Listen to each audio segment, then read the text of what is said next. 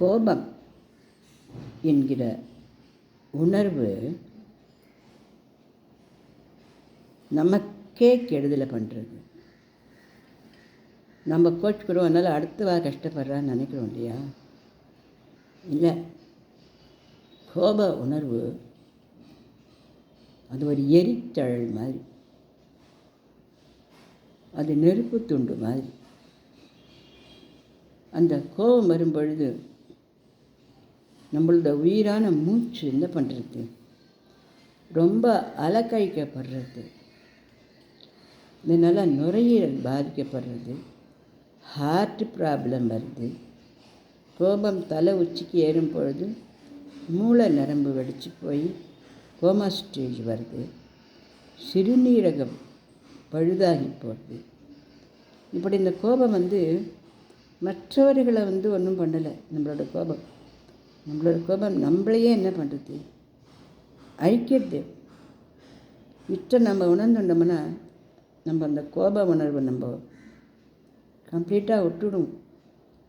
மன்னிக்கிறதும் மறக்கிறதும் தான் நம்ம உயிரை நம்ம காப்பாற்றிக்கிறதுக்கு நம்ம செய்யக்கூடிய விஷயங்கள்.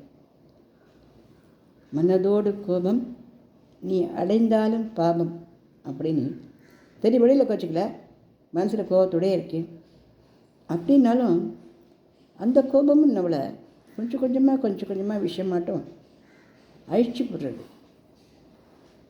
அதனால் நம்ம என்ன சூடுனே ஏதாவது கோபதாகவே இல்லை இருக்க முடியுமா அப்படின்னு கேட்டுட்டு போனால் அதுக்கு பதில் சொல்கிறதுக்கு ரொம்ப கஷ்டம்தான்.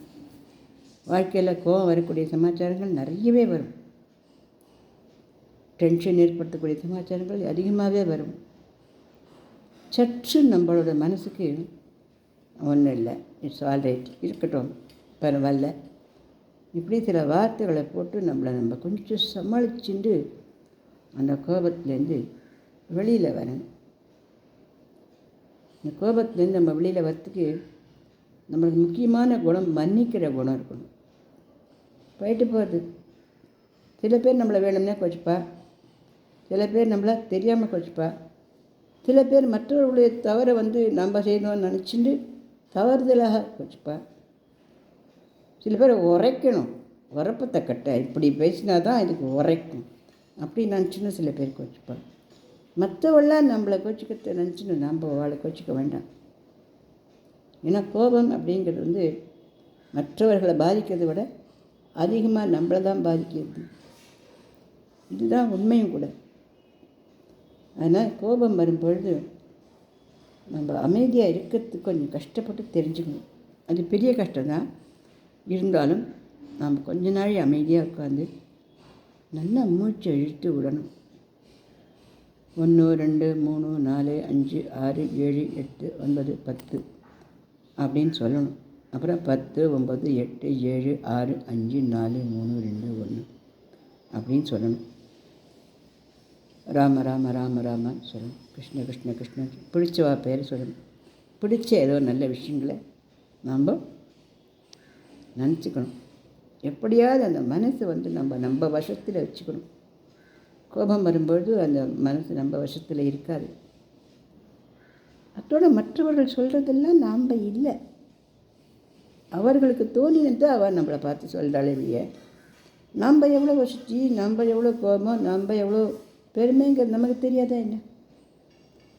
மற்றவர்கள் சொல்கிறத மற்றவர்கள் நம்மளுக்கு தெரியாமல் சொல்லுவாள், நம்மளை பற்றி தெரியாதவா அதுவோ சொல்லுவாள். தெரியாதவ சொன்னால் அதுக்கொசம் நமக்கு என்ன கோபம் இருக்குது?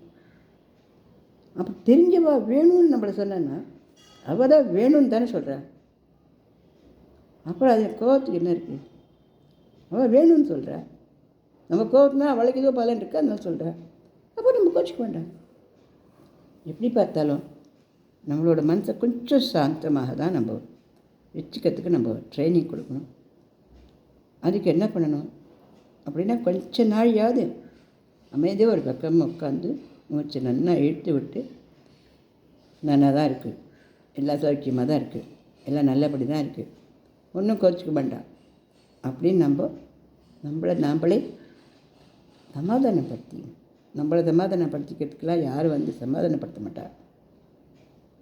நம்மளை நாம்ளும் சமாதானமாக வச்சுக்கணும். இந்த சமாதானமாக வச்சுக்கிறது நமக்கும் நல்லது, மற்றவளுக்கும் நல்லது. கோபத்தினால ஆக போகிறது என்ன இருக்குது? அதிகமான கோபம் வந்தால் கையும் காலம் விழுந்து அடுத்த வாழ்க்கை பாரமாக இருக்க போகிறோம். நம்ம சோத்தை நம்ம சாப்பிட முடியாமல் போகிறோம்.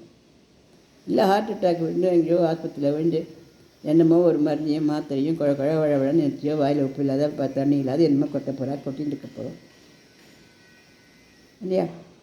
இல்லையா கை கால் வண்டி போய் உட்காந்துட்டு இருக்க போகிறோம்.